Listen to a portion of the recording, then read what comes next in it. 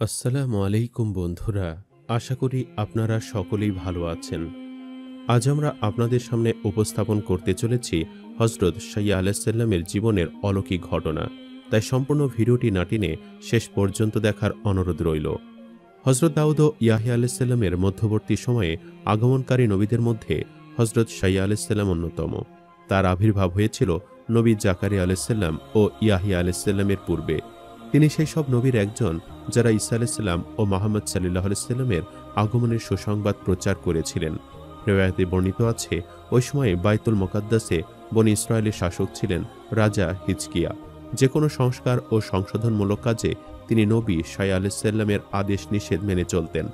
একদা রাজা হিজকিয়া অসুস্থ হয়ে পড়েন এবং তার পায়ে একটি ক্ষত সৃষ্টি হয়। এ সুযোগে ব্যাবিলনের রাজা সানহারির 6 লক্ষ সৈন্য নিয়ে বাইতুল মুকাদ্দাস আক্রমণে উদ্যোগী হয়।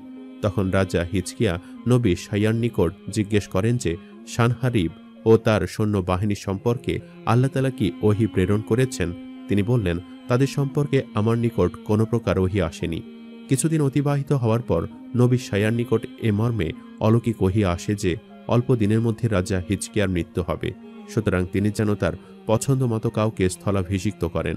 নবীর নিকট থেকে এ সংবাদ পেয়ে রাজা কিবলামুখী হয়ে সালাত ও তাসবিহ পাঠ করে কেঁদে কেঁদে আল্লাহ তাআলার অনুগ্রহ প্রার্থনা করেন।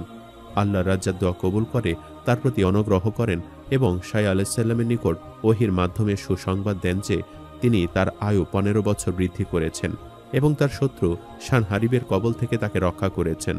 অর্থাৎ সাইয়া আলাইসাল্লামের বড় ক্ষমতা ছিল, তিনি ওহীর মাধ্যমে ভবিষ্যৎবাণী করতে পারতেন।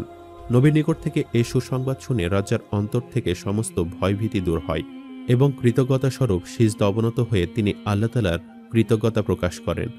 অতঃপর আল্লাহ সাইয়া আলাইসাল্লামের নিকট ওহী প্রেরণ করেন এবং রাজাকে এ কথা জানিয়ে দেওয়ার নির্দেশ দেন যে তিনি যেন ডুমুরের রস পায়ের ক্ষতস্থানে লাগিয়ে দেন, তাতে তিনি আরোগ্য লাভ করবেন। রাজা এ নির্দেশ পালন করেন এবং আরোগ্য লাভ করেন। এরপর আল্লাহ সানহারিবের সৈন্যবাহিনীকে ধ্বংস করে দেন। ফলে সানহারিব ও তার 5 জন সঙ্গী ব্যতীত তার গোটা সৈন্যবাহিনী মৃত্যুর কোলে ঢলে পড়ে। এই 5 জনের মধ্যে একজনের নাম ছিল বখত নসর।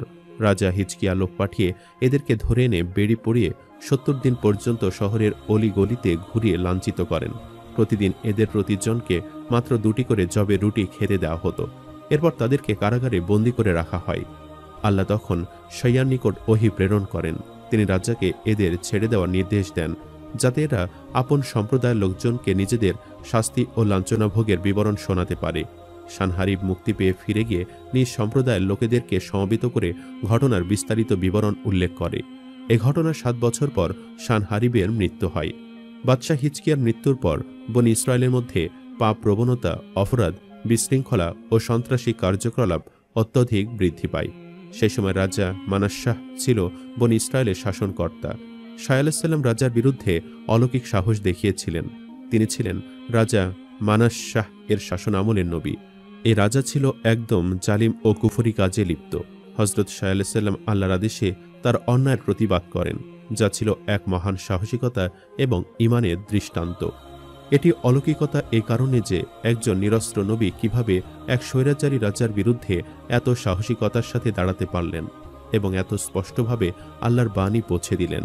এটি ছিল আল্লাহর পক্ষ থেকে দেওয়া ঈমানি শক্তির ফল। হজরত সাইয়া আলাইসাল্লাম ছিলেন একজন মহান নবী, যিনি বনী ইসরায়েলের মধ্যে আল্লাহর বার্তা পৌঁছে দিয়েছিলেন। ইসলামী ঐতিহ্য এবং বিভিন্ন ধর্মগ্রন্থ অনুযায়ী তার জীবনে কিছু অলৌকিক ঘটনা ও ব্যতিক্রমী ঐশ্বরিক ঘটনার উল্লেখ পাওয়া যায়, যদিও কোরআনে তার নাম সরাসরি উল্লেখ নেই।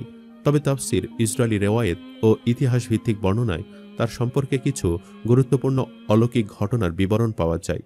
হজরত সাইয়া আলাইসাল্লামের জীবনের কিছু প্রধান অলৌকিক ঘটনার এবং ক্ষমতার মধ্যে উল্লেখযোগ্য একটি হল ভবিষ্যৎবাণী করার অলৌকিক ক্ষমতা।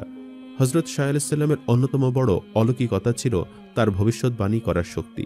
তিনি ভবিষ্যৎবাণী করেছিলেন বনী ইসরায়েল ধ্বংসপ্রাপ্ত হবে যদি তারা আল্লাহর আদেশ অমান্য করে, বাইতুল মুকাদ্দাস ধ্বংস হবে ও লোকজন দাসত্বে পরিণত হবে। কিন্তু ভবিষ্যতে একজন মুক্তিদাতা আগমন করবেন, যিনি তাদের উদ্ধার করবেন। তার করা এই ভবিষ্যৎবাণীগুলো পরবর্তী সত্য হয় এবং ইতিহাসে সত্য হিসেবে প্রমাণিত হয়। মহান রব্বুল আলামিন আল্লাহর এই নবীর কণ্ঠে অলৌকিক ক্ষমতা দান করেছিলেন। তার কণ্ঠের অলৌকিক প্রভাব ছিল। ইতিহাসবিদরা বলেন তার কণ্ঠে ছিল বিশেষ বরকত। যখন তিনি মানুষকে আল্লাহর ভয় দেখিয়ে নসিহত করতেন, অনেক পাপী ও অবাধ্য লোকের হৃদয় কেঁপে উঠত এবং তারা তওবা করত। এই অলৌকিক প্রভাব তার কণ্ঠে আল্লাহর পক্ষ থেকে দেওয়া হেদায়েতের আলো ছিল। আল্লাহর পক্ষ থেকে দর্শন বা ওহির মাধ্যমে জ্ঞানের প্রাপ্তি। হযরত শাহ আলাইহিস সালাম এমন এক নবী ছিলেন যিনি বারবার আকাশ দর্শনের মাধ্যমে আল্লাহর পক্ষ থেকে জ্ঞান ও নির্দেশনা লাভ করতেন। বিভিন্ন রেওয়ায়েতে বর্ণিত আছে, একবার হযরত শাহ আলাইহিস সালাম আকাশের দিকে তাকিয়ে দেখেন যে সেখানে ফেরেশতারা আরশের চারপাশে ঘোরাফেরা করছে এবং সুবহানাল্লাহ বলে মহান রাব্বুল আলামিনের পবিত্রতা ঘোষণা করছে। এই বিষয়টি ছিল তার জন্য এক অলৌকিক প্রদর্শন। ফেরেশতাদেরকে আল্লাহর পবিত্রতা ঘোষণা করতে দেখে তিনি মনে মনে চিন্তা করতে থাকেন, তিনি সম্পূর্ণ পাপ মুক্ত নয়। এই দৃশ্য দেখার পর তিনি নিজেকে পাপ মুক্ত নয় ভেবে অনুতপ্ত হন। তখন এক ফেরেশতা তার ঠোঁটে জ্বলন্ত এক টুকরো কয়লা ছুঁয়ে দেন, যার মাধ্যমে তার পাপ ক্ষমা করে দেওয়া হয়। ঈসা আলাইহিস সালাম ও শেষ যুগ সম্পর্কে তিনি অলৌকিকভাবে ভবিষ্যৎবাণী করে গিয়েছিলেন। ইসলামী ব্যাখ্যায় শাহ আলাইহিস সালাম ভবিষ্যৎবাণী করেছিলেন এক মহাপুরুষের আগমন সম্পর্কে, যিনি শান্তি ও ন্যায়ের বার্তা নিয়ে আসবেন এবং অন্ধদের চোখ খুলে দেবেন, বধিরদের শ্রবণ শক্তি ফিরিয়ে দেবেন, মৃতদের জীবিত করবেন। এসব ভবিষ্যৎবাণী ঈসা আলাইহিস সালামের দিকে ইঙ্গিত করে এবং পরবর্তীতে বনী ইসরায়েলদের মাঝে মুহাম্মদ সাল্লাল্লাহু আলাইহি সাল্লামের পূর্বে ঈসা আলাইহিস সালামের আগমন ঘটে। হযরত শাহ আলাইহিস সালাম ছিলেন এক অসাধারণ নবী, যার জীবনের অলৌকিক ঘটনা শুধু কোনো জাদুর খেলা ছিল না, বরং ঈমান, সাহস, হেদায়েত এবং ভবিষ্যৎবাণীমূলক শক্তির অনন্য দৃষ্টান্ত। শাহ আলাইহিস সালামের জীবনের আরেকটি অলৌকিক ঘটনা ছিল তার শাহাদত বরণের ঘটনা, যেখানে একটি গাছ অলৌকিকভাবে তাকে শত্রুর হাত থেকে বাঁচিয়েছিল। শাহ আলাইহিস সালাম আল্লাহর প্রত্যাদেশ পেয়েছিলেন আল্লাহর একত্ববাদ প্রচারের, তাই বনী ইসরায়েলের লোকদেরকে আহ্বান করলেন এবং আল্লাহর আদেশ পালনের জন্য উপদেশ দান করলেন। তার বক্তব্য শেষ হলে উপস্থিত জনগণ তাকে আক্রমণ করতে উদ্যত হল এবং হত্যা করার উদ্দেশ্যে তার পেছনে ধাওয়া করল। শাহ আলাইহিস সালাম আত্মরক্ষার জন্য সেখান থেকে পালিয়ে যান। এমন সময় তিনি সামনে একটি বৃক্ষ দেখতে পান। বৃক্ষটি নবীকে শত্রুর কবল থেকে রক্ষার জন্য অলৌকিক দুভাগে বিভক্ত হয়ে যায়। তিনি তাতে প্রবেশ করেন এবং বৃক্ষের ফাটল আবার অলৌকিকভাবে বন্ধ হয়ে যায়, কিন্তু শয়তান তার কাপড় টেনে ধরায় তার আঁচল বাহিরে থেকে যায়। শত্রুরা সেখানে উপস্থিত হয়ে বৃক্ষের মধ্যে কাপড় আটকা দেখতে পায়। তারা করাত দিয়ে বৃক্ষটি দ্বিখণ্ডিত করে ফেলে, ফলে ইয়াসা আলাইহিস সালামের দেহ দ্বিখণ্ডিত হয়ে যায়। পরবর্তী তার খণ্ডিত লাশ পেয়ে বনী ইসরায়েলগণ দাফন করেন। আল্লাহ তাআলা এই মহানবীর উসিলায় আমাদের উত্তম হেদায়েত দান করুক, আমিন। সম্মানিত দর্শক, ভিডিওটি আপনাদের কাছে কেমন লেগেছে তা আমাদের কমেন্ট করে অবশ্যই জানাবেন, আর সবাই আমাদের সাথেই থাকবেন। আজ তাহলে এই পর্যন্তই। আপনারা ভালো থাকবেন, সুস্থ থাকবেন।